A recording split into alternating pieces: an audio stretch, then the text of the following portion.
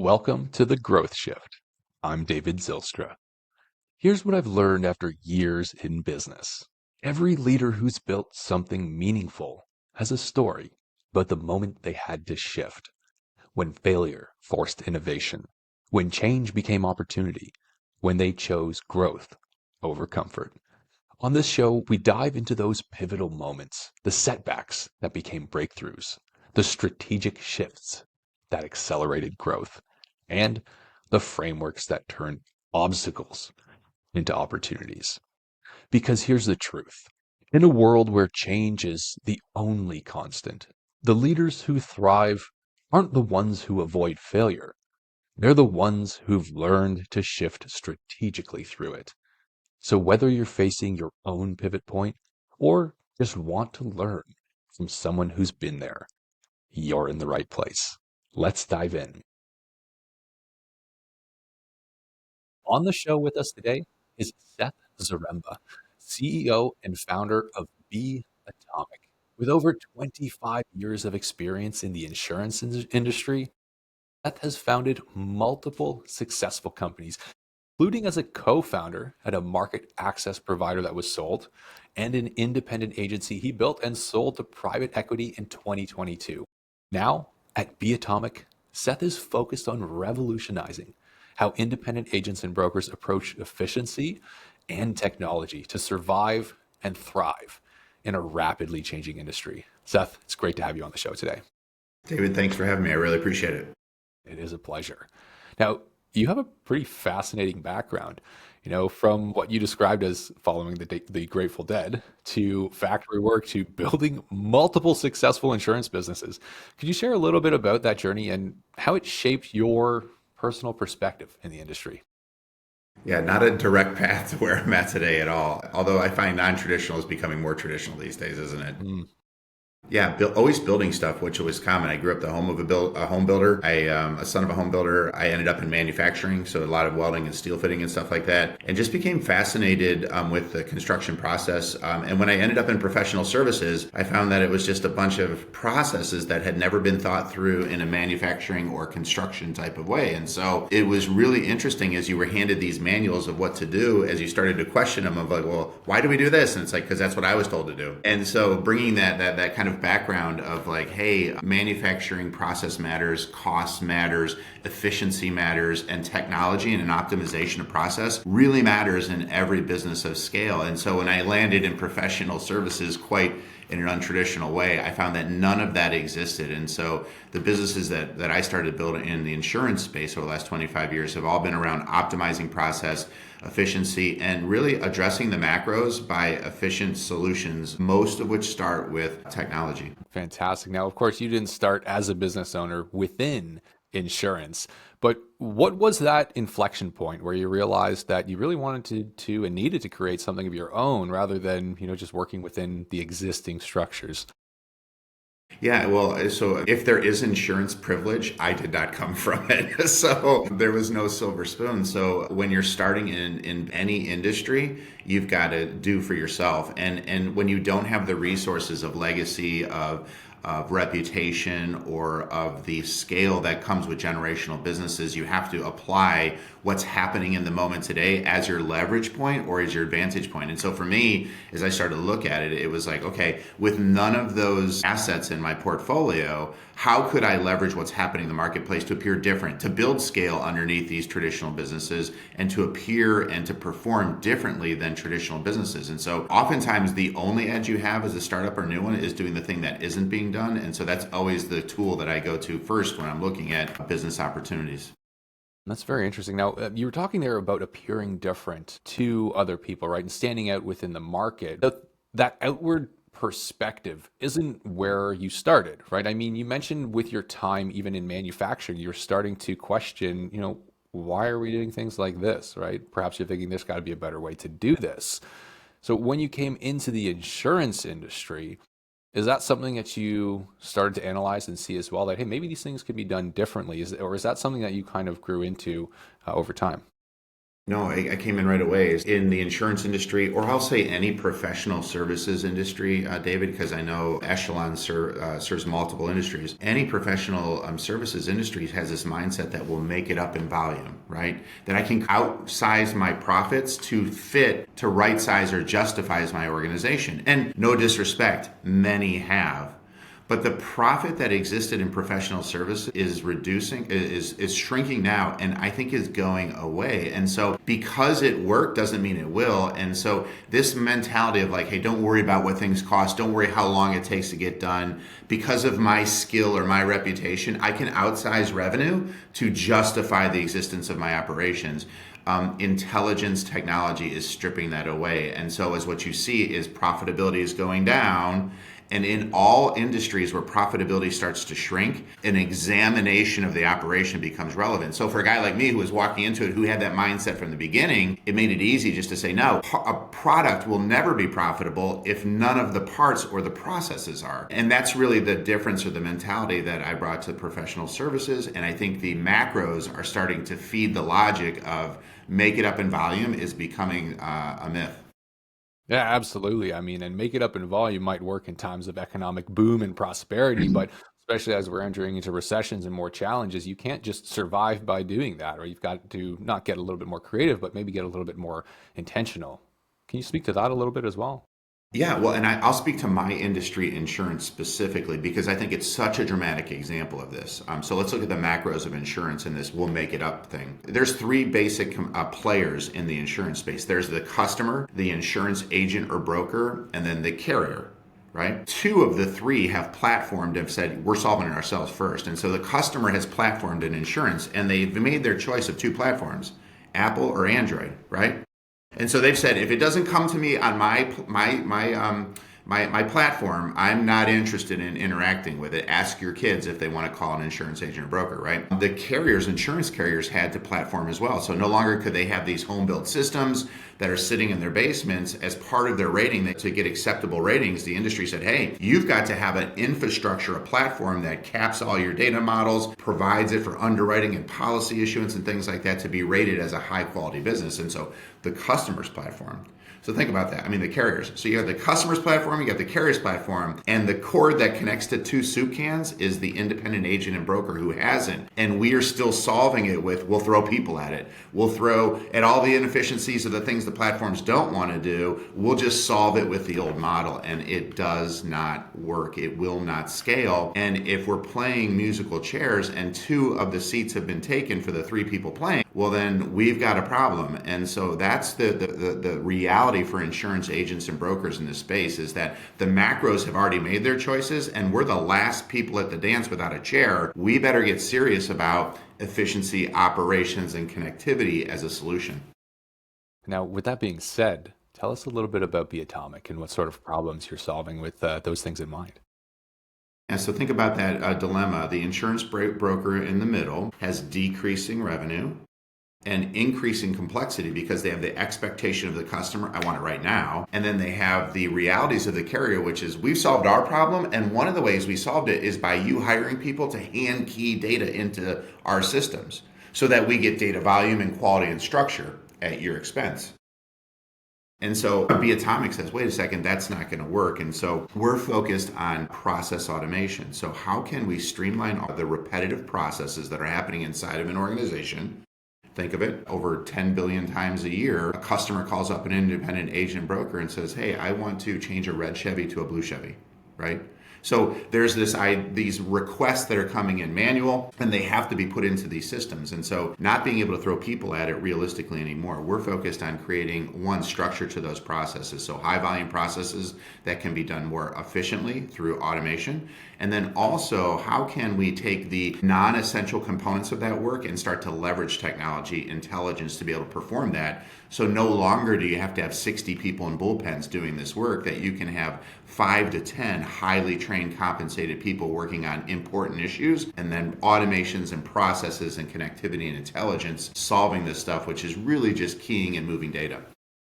Sounds like this is a pretty dynamic and comprehensive platform that you're bringing to brokers and agents. What sort of clients do you like to work with? Is it on the smaller side of the business or smaller companies, smaller agencies and brokerages? Or is this something that's built a little bit more with larger carriers or larger agencies and brokerages in mind? Traditional question, but I'll give you a non-traditional answer. We started to think about it that way too, especially when you raise money or you're looking at growth, you think of the TAM, right? So which brokers or agents can we go after? We step back after that because it's the same problem of scale and the same macros affecting both. And so, well, wait a second, rather than focus on the size of the broker, let's focus on the things they do. And that scales across everything. So if you're a 3-person agency and you do 100, you've got similar issues as someone who's got 3,000 doing a million. And so we look at the TAM as the things being done. And so I think we're the first company in insurance to say the TAM is of things done is 10 to 15 billion processes that all could benefit from scale and technology. And we've been left by the 2 other parties at the dance floor to solve it for ourselves. Nobody's thinking about this way. Let's scale those 15 billion things together and really now offer the benefits of that scale to large, medium, and small alike. And you mentioned over 15 billion different processes across the board, right? And this is your total addressable market. But you also have identified, I believe, 27 unique processes within the insurance agency, and your platform focuses on solving each of these. Is that right? Yeah, and this is the other thing that I hope your podcast really starts to enlighten the listener to is we think about our businesses as so complex and so unique to us because we live in a certain place or we do a certain thing. It's not. Oftentimes that myth allows us to not get down into the weeds and look at automation, process, technology, and intelligence to solve it. So we started looking at all the transactions that were coming through our platform, and it became very clear that they were just repetitive, that no matter who you are, no matter where you were at, you were just changing a car to a car, adding and removing a driver, adding and removing something from a policy. And so as we began to catalog that, which has now become our product catalog, is saying like, okay, there's roughly 27 processes that happen 15 billion times a year. Now that we can think about it in a finite number, let's start leveraging technology intelligence to solve the ones that are the biggest problems, the hardest to hire for, the easiest to scale for intelligence connectivity, and then we can expand through that platform. And so I guess what I would say is for all people listening to this, think about the unit increment of what's done as opposed to the big mess of things that gets done in a daily or annual basis. Yeah, and the unit increment, the cost behind it. You and I spoke the other day, and you mentioned over a $30 transaction cost for manual processes versus, pennies with AI-enabled processes. How are agents and Yeah. brokers responding to this reality when you connect with them? It's awesome. So we actually, if you go to beatomic.com, we came up with a cost per transaction calculator because there needs to be, just like in 8th grade when you had to get that scientific calculator to go into advanced math, the cost per transaction calculator for our industry didn't exist. And so in order to show this, we had to create it. And so just as an example of how we arrived there, and I'm using rough numbers here, but in America, if you hire someone at $50,000 a year, we could see that they work 260 days and they did 1,600 activities in a year, which means they're doing about 6.25 completed activities a day. So 50,000 divided by the 1,600 things shows around $30 to $33 a transaction. And so when you start to think of it that way, people are like, wait, I don't want to spend $30 for a vehicle change. It's like, okay, how many times is that happening with that person? Well, that's 1,000 of the 1,600. Is it repetitious? Is it just data movement? Okay, what other solutions can we introduce into a workflow to take that off of their plate so that they can work on more high value transactions where we're talking to the customer and advising it, and process automation technology and intelligence can solve those things. Mm. So this is a pretty unique approach that you're taking It to an is. age-old industry, one that's pretty, let's say, standardized in other ways and outdated. Yeah. It's not properly standardized, we could say. When you entered this, or when you started Be Atomic with this initial total TAM, total addressable market in mind, you were thinking in that traditional way. What size of client do we want to target? Who do we want to work with? But then there was a shift as well to the TAM is actually the number of processes that need to be automated. After pivoting your approach or having that change in Mhm. perspective or the shift of mindset, how have things changed for you in connecting with potential clients? Because surely that was a pretty big shift in how you also brought your offer to the market. The challenge of a startup, right? Oftentimes you're working on the right things the wrong way. Oftentimes you're saying the wrong things about the right way. And it takes that time to mature in what you're doing, how you're going to do it, and the value to the marketplace. And so, yeah, we solved on the solution. But part of our problem was we still asked people to say, well, listen, in order to, if you believe us, you've got to adopt this platform wholly and completely. Well, professional services system changes are hard to do, right? There's always a part of any industry that's willing to do it, and we've done well there. But part of the challenge then became how, for those people who aren't ready to overhaul their systems to take advantage of this, how could we take this technology and this thinking to the systems they have? And that's really the pivot that's helped us, is saying, hey, let's go back to people on legacy systems. Let's not ask them to change to adopt. Let's adapt to what we're doing to how they work, and put the services in workflows that they're accustomed to, so that change management isn't such a heavy issue, and so that they can see the benefit, leverage the benefit of cost per transaction thinking in workflows that don't upset or disrupt an organization. And that's really been the traction moment that we caught last year, and that we are riding the wave of this year. So it sounds like you have a lot of things that really stand you out in the market and make you unique. Of course, everything about what you're saying is unique. Mm-hmm. But for the people who are resistant to change, whether it's individuals within an organization or maybe even the business or the company leaders, how is it maybe that you position yourself differently to them when they might be akin, or what they might be prone to just bundling you in with these other automation providers?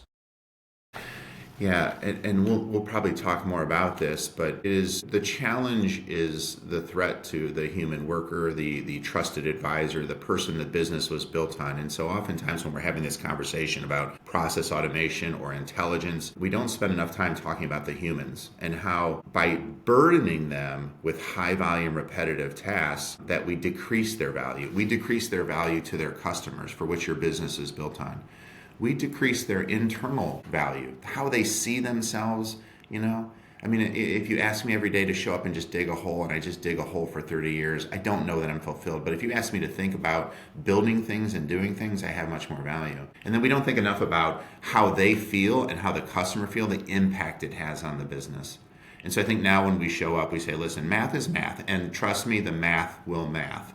But let's talk about how you can transition this way, and the reward and the impact it has on your customers, on your people, and on your net cash in business, and really help them think through the value of adopting things like this, and that idea that optimized humans are going to be so much better for your business, so much better for your customer, and so much better for themselves in the short, mid, and long run, that you really need to think about this and consider it.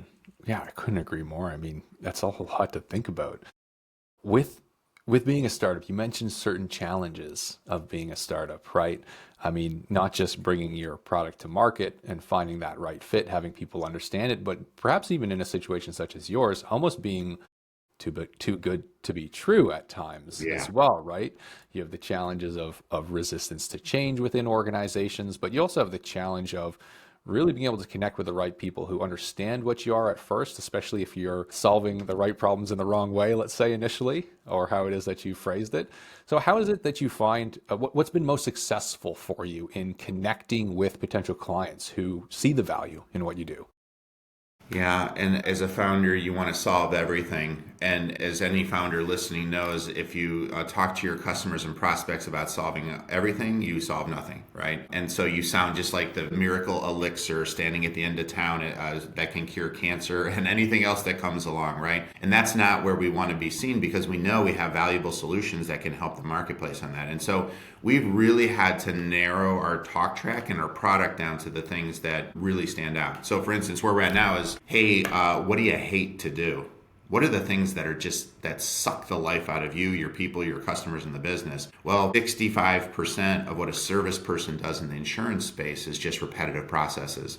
You can no longer hire those people. People don't want to do those jobs anymore. And so we've reached that moment where we have focused it down to the things that stink, to the things that you cannot hire for, and we can solve those things. And so, for instance, in our business, 65% of what a customer service rep does is just 5 processes.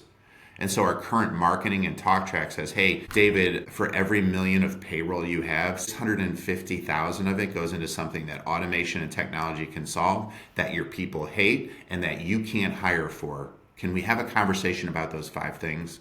And that has changed the trajectory of our conversation. Amazing. How is it you're reaching people then? Is this through like traditional marketing approaches with pay per click? Is it email? Is it networking? And speaking at events, I believe is one of your strongest. Yes, yes. So we're actively email marketing, which is great, and we're targeting software systems. So hey, you're on this legacy system, we can help you. Your system, our button can change your business, right? So that's going on. I love to speak, as you can tell. I'm passionate about this stuff, so I can typically whip a room into a frenzy and get them going. But I would also say that the thing and this is a founder moment for me too.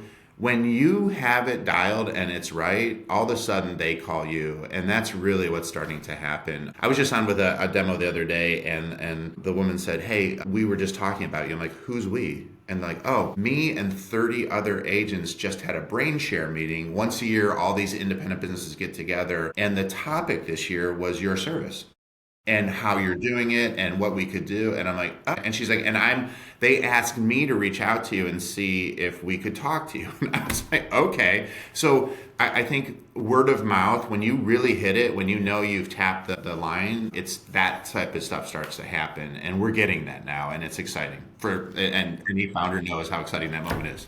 That's unbelievable. So you entered in the insurance industry over 30 years ago, Seth, with a mindset of what can we optimize? How can we do things better? Which you took from manufacturing, right? With time, you started your own companies. You saw purpose there. Now at Be Atomic, you're implementing these beliefs and these systems that perhaps have been with you for many years, and you've been optimizing as things go. You have an incredible offer, right? You're standing out in the market. Yeah. People are coming to you looking for solutions because of what you're doing. What's next for Be Atomic? Well, to think of those 27 transactions for us, and I would suggest anybody think that way. What's the product category of things we can fix? We're focused on the 5 that hurt right now and that have massive opportunity in terms of volume. But those transactions are high volume but low cost. So it's a huge TAM, but it's not the most valuable stuff. And so as we look at where we go next, it's like, how can we leverage intelligence to start going into the other ones? And these transactions are no longer $30 a transaction. They're $80, $100, $150. They happen less frequently, but they're more expensive.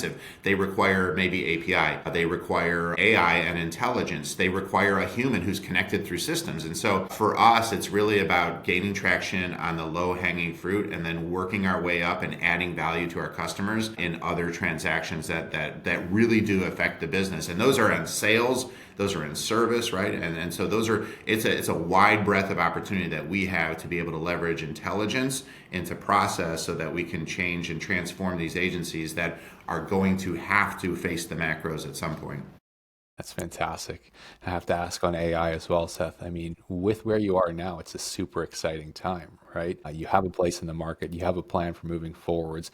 How much of a role or an impact has AI played to get you to this position?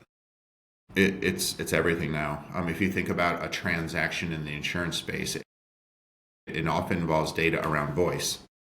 Hey, David, this is Seth. I want to change this car to that car. Great. How's it going? So voice is data. It almost always, especially around business communication, involves text and email, right? And so now there's these written communications. Hey, I bought a new building and here's the address and here's how much I paid. And then there's these manual processes that are kind of forced on agents and brokers and stuff like that. So if you think about that, it's ripe for disruption with intelligence, because now we know that intelligence can listen to that conversation, read that transcript or hear it, and process out of it, right? We know that email being such a heavy communication in insurance and professional services, that text can populate or empower an agent to be able, an AI agent to go perform that work, right?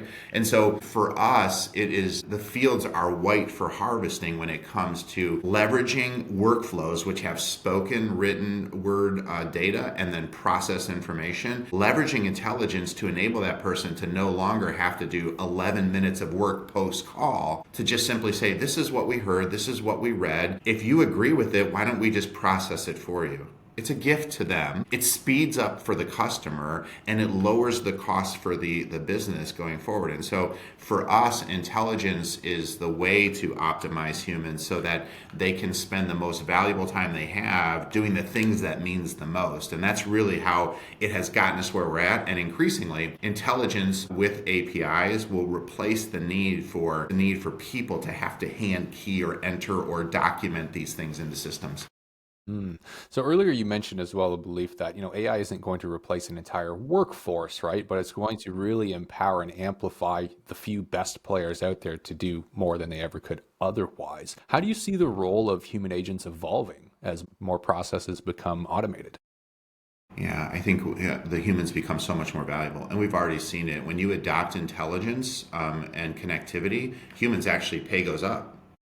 So we just saw in our business as we were going through this, as we integrated processes and made them more efficient, the service team made 13.8% more. Because you can't let somebody who's dealing with your customers making decisions for the business when they want and deserve pay increases, they should be there. And the efficiencies created in processing by intelligence and connectivity generate the revenue to invest in it. And so the first thing is humans will make more and they're more valuable. Now it's going to be what they do. And here's where I think my background matters. I've actually stood on December 26th at a home that burned down with the people crying in the driveway. And there's no AI bot that's going to go do that. I've delivered a life insurance check to a widow who thought she was going to have to pull her two kids out of private school after her husband, who was the operator of the business, passed. Right? And so if you think about it, insurance as a solution now with humans in the moments that matter, in where advice is needed, where direction is needed, where heck, a shoulder to cry on or a beer to pour is needed, humans will be there doing that. And because they're not changing and entering things into systems, they will be more mobile. They'll be more in front of customers, talking to customers all the time, interacting with them, building relationships. And that's really where the value of businesses should be and will go in the future. And the margin shift will generate that kind of opportunity. I think it's a fantastic perspective. I have to agree with all of that. I would say the person-to-person human interaction relationships, they're not going to go anywhere. If anything, they're going to become more desired, more valuable, right? Because even if an AI can communicate in a similar way to a human, right, people will know that it's not a human. There's no warmth there. As you said, there's no real empathy and true understanding. Right now, with what you're doing, you mentioned a lot of processes for automation on the internal side of things. I'm kind of curious, have you explored anything for AI powered lead generation or client acquisition that have been effective for you as well? Yeah, so we, if you think about lead generation in 2025 for insurance, it's a lot different than the old days. Now, that's not to say the old ways are bad, right? You can still do a lot with a postcard if it's sequenced with other things. And so, if you think about data and intelligence for lead generation, and this is one that we see that we used in our business and in the insurance agency business that we see going forward is where the customer's at. And so, the idea that the customer isn't home anymore and that you can reach them at home, call them at their business when they're at their desk, it doesn't work that way. Nobody's where we think they are 20 years ago today. And so, for instance, where is a trucker when they need to cross county lines? They're waiting at a scale. So now a trucker who you're trying to call or talk to is not sitting at a desk. They're not in their maintenance garage somewhere. They're literally in a line with 200 other truckers for an hour and a half waiting to go on a scale. Where should you be marketing to them? At when they're sitting in that line. And so think about geofencing and the use of data to understand where the customer is at and when they have an hour and a half wait in a cab of a truck with nothing to do. That is the optimal time when they're scrolling their phone to say, hey, insurance is an issue and you've got a minute, let's talk. And so I think as you think about intelligence and connectivity, it's really now we can take our valuable service and talk to the customer when and where they're at, which is, I think, the most exciting thing that you can do. And if you have the systems that can introduce it to a human who has insurance expertise, knowledge, marketplace access, boom, you've just created fire. And that is where agents, professional services need to be thinking. Fantastic. Seth, for Be Atomic, with everything considered, how much you're using AI, how much you're looking forwards to right now, today, if there was one major challenge that you could solve using AI, what would that challenge be?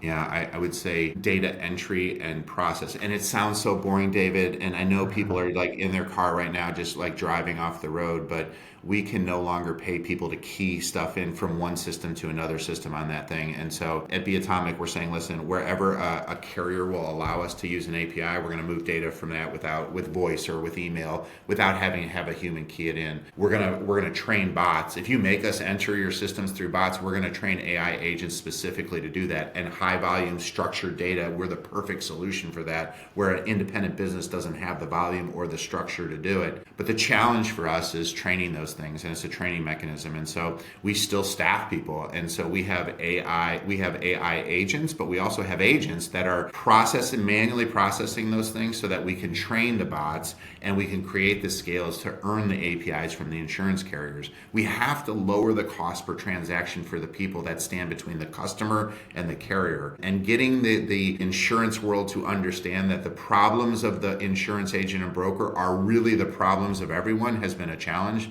but I feel like I'm winning that war. Yeah, I would say so. That's very neat, very cool. If there was one message that you want our listeners to take away about preparing their businesses for the AI revolution, what would it be? I would say there's three things. Start with data.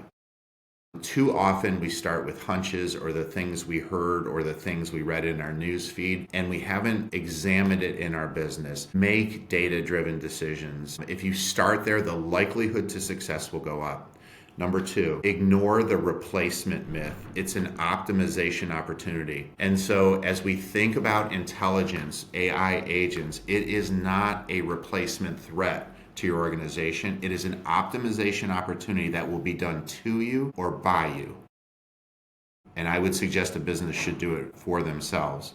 Hmm. And then finally, I would tell people to create two budgets or performas this year. I would say, hey, do your traditional budget or performa process over the next year. But this year, I want you to look at repetitive processes and the staff to do it, and imagine a world where those people aren't there. I want you to look at the net cash, the available cash that creates, which is hundreds, if not thousands, millions of dollars, and then say, now which technologies will enable that to happen and how can I bring them in? If you just do those three things, the likelihood of success goes up, the fear and shock and awe of change goes away within the organization, and the real dollars and opportunities this creates for business owners start to become more visible and real to you. And then it's just finding good vendors and partners like Echelon or Be Atomic or any of us. And that's where I would tell people to start. Fantastic. Thank you so much for sharing your insights, your story, and your thoughts with the audience today. No, I appreciate it. Thank you, David. I appreciate the opportunity, and I love what you're doing in this space. And so you got a believer in me. Thank you so much. Greatly appreciated. Seth, for our listeners who have connected with your message today, what's the best way for them to reach out to learn more about your solutions or get in touch? Yeah, beatomic.com. You can find the cost per transaction calculator there and more about our services. You can follow us on LinkedIn where we spend a fair amount of time, or just hit me at seth@beatomic.com. I would love to continue the conversation. Amazing. To the listeners, thank you for tuning into the podcast. As always, I hope this episode has brought you valuable insight, knowledge, and inspiration.